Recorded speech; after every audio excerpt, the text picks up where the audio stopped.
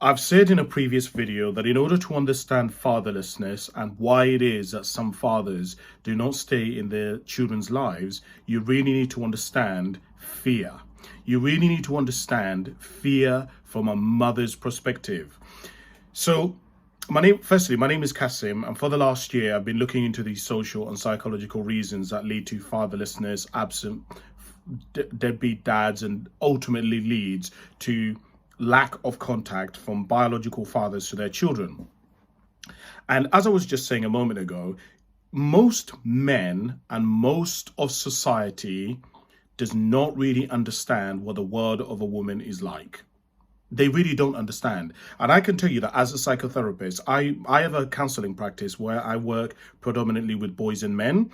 And the amount of psychoeducation that I have to give men and boys about what it's like to be a woman is a lot.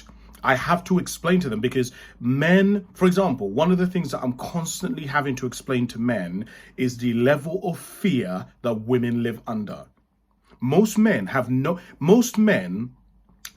had to think about what they wear. They've not had to think about going home late at night.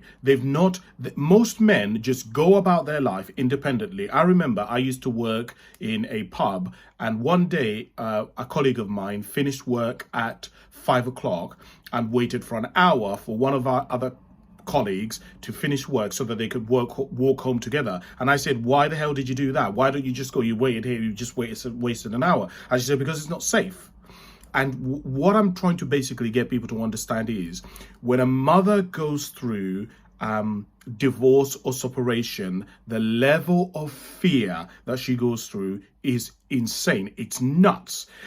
Fear about losing her children. Remember that mothers have been brought up from a very young age to believe that their purpose is to become a mother. It's part of the reason why women do not abandon their children. Women don't abandon their children because society doesn't allow them to, because it is considered, if a woman doesn't even want to have kids, it's considered as unnatural for her not to want to have children, right?